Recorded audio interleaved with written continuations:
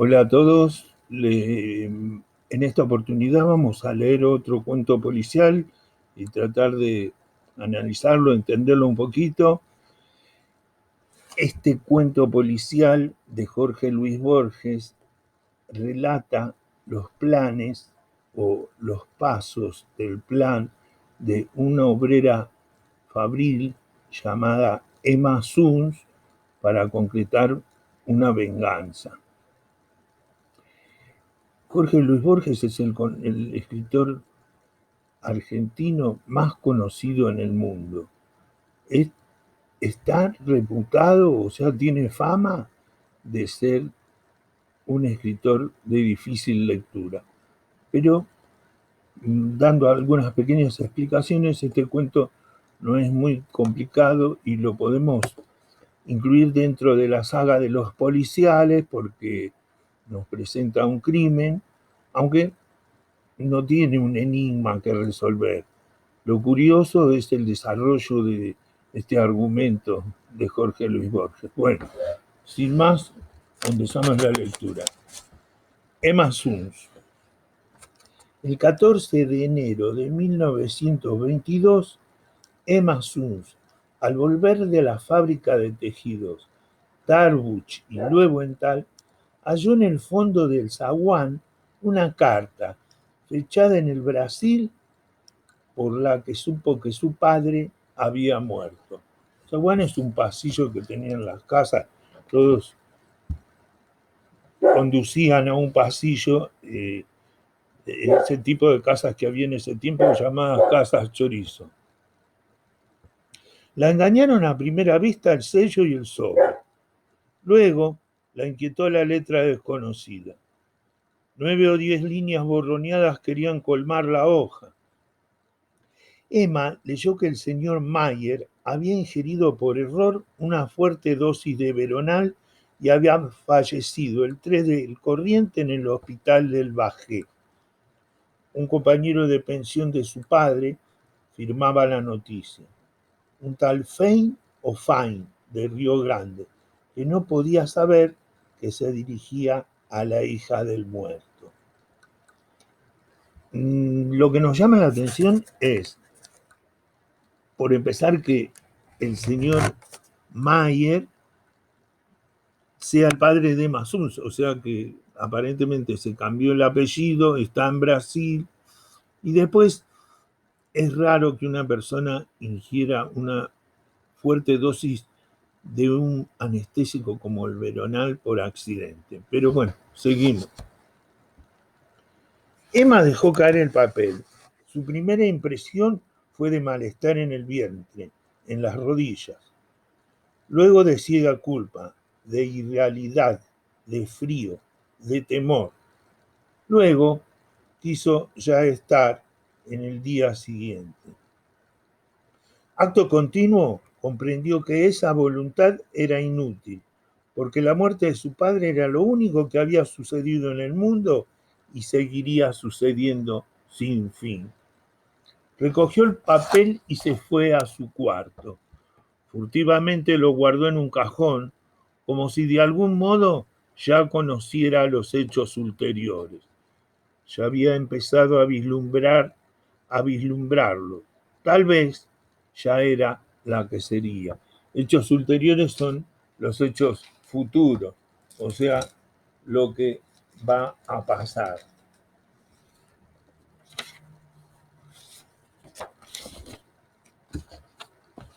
En la creciente oscuridad, Emma lloró hasta el fin de aquel día del suicidio de Manuel Mayer. Ya acá el narrador nos cuenta que se suicidó. Que en los antiguos días felices fue Emanuel Suns. Recordó veraneos en una chacra cerca de Gualeguay. Trató de recordar a su madre. Recordó la casita de Lanús que les remataron. Recordó los amarillos losanges de las ventanas. O sea, les remataron la casa. Los losanges son unos vidrios de colores que aparecían en las puertas y en las ventanas de las casas de esa época. Recordó el auto de prisión, o sea, la orden de detención, el oprobio, que quiere decir la vergüenza.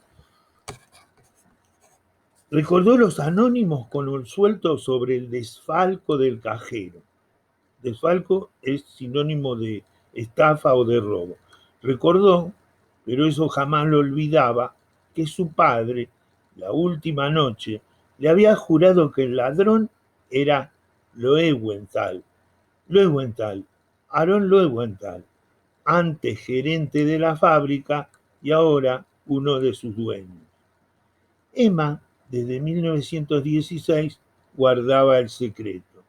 A nadie se lo había revelado, ni siquiera a su mejor amiga, Elsa Urstein. Quizás rehuía la profana incredulidad. Quizás creía que el secreto era un vínculo entre ella y el ausente. Loewenthal no sabía que ella sabía. Emma Suns derivaba de ese hecho ínfimo un sentimiento de poder. A través de los apellidos nos podemos dar cuenta que todos los protagonistas de esta historia pertenecen a la comunidad judía, o sea, son judíos.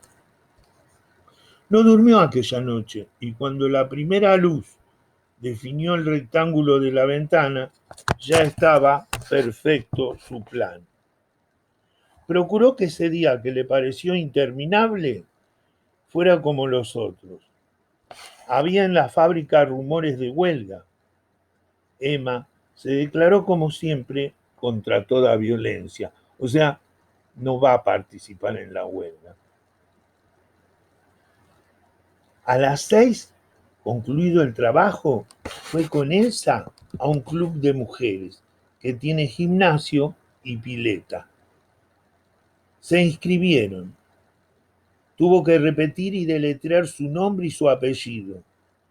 Tuvo que festejar las bromas vulgares que comentan la revisación. Bromas vulgares porque la revisación en ese tiempo para las piletas así era ginecológica. Con Else, con la menor de las Cronfus, discutió a qué cinematógrafo irían el domingo a la tarde. Luego se habló de novios y nadie esperó que Emma hablara. En abril cumpliría 19 años, pero los hombres le inspiraban aún un temor casi patológico. Bueno, la conclusión que sacamos de este comentario del narrador era que no había tenido contacto con hombre alguno, o sea, que era virgen. De vuelta, preparó una sopa de tapioca, que es algo así como el cuáquer, unas legumbres, comió temprano, se acostó y se obligó a dormir. Así, laborioso y trivial, pasó el viernes 15, la víspera. El sábado la impaciencia la despertó. La impaciencia, no la inquietud, y el singular alivio de estar en aquel día por fin. Ya no tenía que tramar y que imaginar. Dentro de algunas horas alcanzaría la simplicidad de los hechos. Leyó en la prensa, o sea, en el diario de la prensa, que el Nordstjernan de Malmö zarparía esa noche del dique 3, un barco sueco que estaba anclado en Buenos Aires, zarpaba esa noche. Llamó por teléfono a Loewenthal, insinuó que deseaba comunicar, sin que lo supieran las otras, algo sobre la huelga y prometió pasar por el escritorio al oscurecer. Le temblaba la voz. El temor convenía a una delatora. O sea, va a buchonear a las compañeras organizadoras de la huelga. Con esa excusa se va a entrevistar con el señor Loewenthal, con su patrón. Ningún otro hecho memorable ocurrió esa mañana. Emma trabajó hasta las 12 y fijó con Elsa y con Perla Cronfus los pormenores del paseo del domingo. Se acostó después de almorzar y recapituló cerrados los ojos, el plan que había tramado. Pensó que la etapa final sería menos horrible que la primera y que le depararía sin duda el sabor de la victoria y de la justicia. De pronto, alarmada, se levantó y corrió al cajón de la cómoda. Lo abrió. Debajo del retrato de Milton Sills, que sería un Leonardo DiCaprio de aquella época, un actor famoso, donde la había dejado la noche anteanoche, estaba la carta de Fane. Nadie podía haberla visto. La empezó a leer y la rompió. Referir con alguna realidad los hechos de esa tarde sería difícil y quizá improcedente. Un atributo de lo infernal es la irrealidad, un atributo que parece mitigar sus terrores y que los agrava a la vez. ¿Cómo hacer verosímil una acción en la que casi no creyó quien la ejecutaba? ¿Cómo recuperar ese breve caos que hoy la memoria de Emma Suns repudia y confunde? Emma vivía por Almagro, en la calle Liniers. Nos consta que esa tarde fue al puerto. ¿Acaso en el infame paseo de Julio se vio multiplicada en espejos, publicada por luces y desnudada por los ojos hambrientos? El infame paseo de Julio llama el narrador a una zona cercana al puerto donde había cabarets y prostíbulos para los marineros que bajaban de los barcos del puerto de Buenos Aires. Pero más razonable es conjeturar que al principio erró inadvertida por la indiferente Recoba. Entró en uno de los bares, vio la rutina o los manejos de otras mujeres. Dio al fin con hombres del Nordhartland. De uno, muy joven, temió que le inspirara alguna ternura y optó por otro, quizás más bajo que ella y grosero, para que la pureza del horror no fuera mitigada. El hombre la condujo a una puerta, y después a un turbio zaguán, y después a una escalera tortuosa, y después a un vestíbulo, en el que había una vidriera con los anges idénticos a los de la casa en Lanús, y después a un pasillo, y después una puerta que se cerró. O sea, se hizo pasar por una prostituta y se fue a un cuarto a tener una relación con el marinero. Los hechos graves están fuera del tiempo, ya porque en ellos el pasado inmediato queda como tronchado del porvenir, ya porque no parecen consecutivas las partes que lo forman.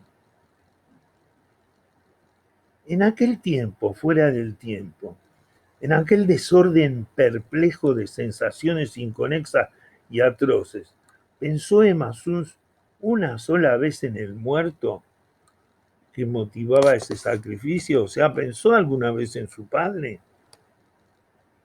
Yo tengo para mí que pensó una vez y que en ese momento peligró su desesperado propósito. Pensó, no pudo no pensar, que su padre le había hecho a su madre la cosa horrible que a ella ahora le hacían. Lo pensó con débil asombro y se refugió enseguida en el vértigo.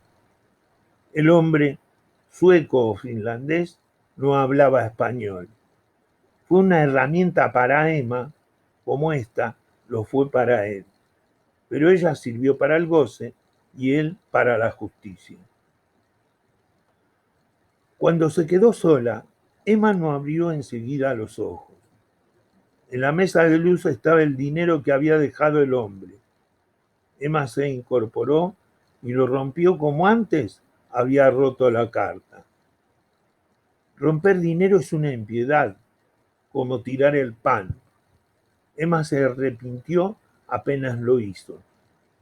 Un acto de soberbia, y en aquel día. El temor se perdió en la tristeza de su cuerpo, en el asco. El asco y la tristeza la encadenaban, pero Emma lentamente se levantó y procedió a vestirse. En el cuarto no quedaban colores vivos. El último crepúsculo se agravaba. Emma pudo salir sin que la advirtieran. En la esquina subió a un lacrosse que iba al oeste. Un lacrosse es un tranvía, un transporte de la época como puede ser el colectivo 60. El lacrosse es la línea más usada de ese transporte que era el tranvía. Eligió, conforme a su plan, el asiento más delantero para que no le vieran la cara. Quizás le confortó verificar en el insípido trajín de las calles que lo acaecido no había contaminado las cosas. Viajó por barrios decrecientes y opacos, viéndolos y olvidándolos en el acto. Se apeó en una de las bocacalles de Warne. Se apeó, o sea, descendió. Paradójicamente, su fatiga venía a ser una fuerza, pues la obligaba a concentrarse en los pormenores de la aventura y le ocultaba el fondo y el fin. Aarón Löwenthal era para todos un hombre serio, para sus pocos íntimos un avaro, un tacaño, un miserable. Vivía en los altos de la fábrica, solo, establecido en el desmantelado arrabal, temía a los ladrones. En el patio de la fábrica había un gran perro y en el cajón de su escritorio, nadie lo ignoraba, un revólver. Había llorado con decoro el año anterior la inesperada muerte de su mujer, una Gauss que le trajo una buena dote. Gauss es el apellido de una familia judía rica y la dote es el dinero que la familia junta a la nueva pareja para que inicie su tránsito matrimonial, o sea, una familia nueva. Pero el dinero era su verdadera pasión. Con íntimo bochorno se sabía menos apto para ganarlo que para conservarlo. Era muy religioso. Creía tener con el Señor un pacto secreto que lo eximía de obrar bien, a trueque de oraciones y de devociones. O sea, rezaba y hacía actos de devoción, pero en su vida no era tan justo, era un pecador, un hipócrita. Calvo, corpulento, enlutado, de anteojos ahumados y barba rubia, esperaba de pie junto a la ventana el informe confidencial de la obrera Suns. La vio empujar la verja que él había entornado a propósito y cruzar el patio sombrío. La vio hacer un pequeño rodeo cuando el perro atado ladró. Los labios de Emma se atareaban como los de quien reza en voz baja.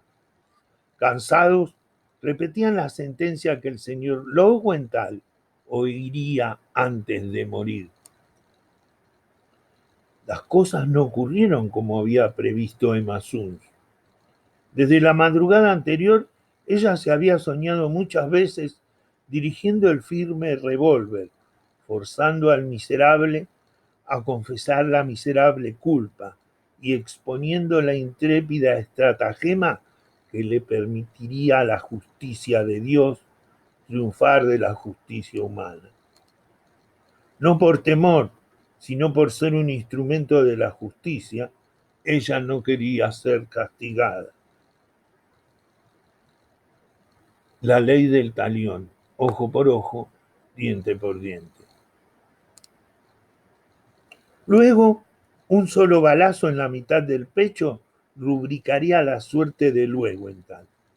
Pero las cosas no ocurrieron así. Ante Aarón Löwenthal Más que la urgencia de vengar a su padre, Emma sintió la de castigar el ultraje padecido por ello. No podía no matarlo después de esa minuciosa deshonra. Tampoco tenía tiempo para perder en teatralería. La deshonra fue perder su virginidad con el tosco marinero sueco. Eso le producía mucha repulsión. Eso también le ayudaba a ejecutar su venganza. Sentada, tímida, pidió excusas a Loewenthal. Invocó a fuer de delatora las obligaciones de la lealtad. Pronunció algunos nombres de las huelguistas, dio a entender otros y se cortó como si la venciera el temor. Logró que Loewenthal saliera a buscar una copa de agua. Cuando éste, incrédulo de tales aspavientos, de lo indulgente, volvió del comedor. Emma ya había sacado del cajón el pesado revólver. Apretó el gatillo 2 veces. El considerable cuerpo se desplomó como si los estampidos y el humo lo hubieran roto. El vaso de agua se rompió. La cara la miró con asombro y cólera. La boca de la cara la injurió en español y en yiddish. Las malas palabras no cejaban. Emma tuvo que hacer fuego otra vez. En el patio, el perro encadenado rompió a ladrar y una efusión de brusca sangre manó de los labios obscenos y manchó la barba y la ropa. Emma inició la acusación que había preparado. He vengado a mi padre y no me podrán castigar. Pero no la acabó, porque el señor Loewenthal ya había muerto.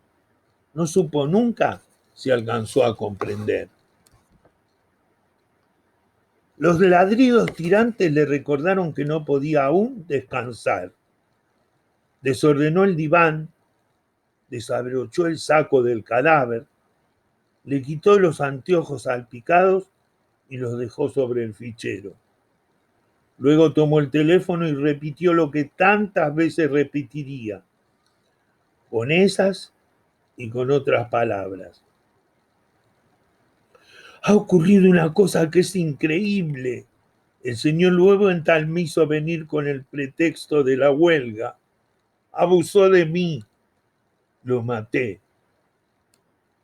La historia era increíble, en efecto, pero se impuso a todos, porque sustancialmente era cierta. Verdadero era el tono de Masuns, verdadero el pudor, verdadero el odio. Verdadero también era el ultraje que había padecido. Solo eran falsas las circunstancias, la hora y 1 o 2 nombres propios. Jorge Luis Borges. Bueno, ahora les voy a leer las consignas para el trabajo escrito sobre este cuento. Número 1. ¿Cómo te imaginas a Emma? ¿Cómo te la imaginas a través de escuchar y volver a leer el relato? ¿Cómo se enteró de la muerte de su padre, la número 2? ¿Qué recordó entonces? 4. ¿Quién fue el culpable del exilio y luego suicidio de su padre y del desfalco o estafa? 5. ¿Para qué llamó el Loewenthal? 6. Resumí con tus propias palabras la secuencia en la que se hace desvirgar por un marinero extranjero. 7. Hacer una descripción de Loewenthal. 8. Resumí cómo fue el crimen. 9. ¿Cuál fue su coartada o excusa para ejecutar su venganza? 10. Resumí entonces el plan de Emma. 11. ¿Le creyeron? ¿Por qué le creyeron? Bueno, copiate y leete una biografía de Jorge Luis Borges, porque siempre es interesante saber algo de los autores de los cuentos que leen. Gracias y hasta la próxima.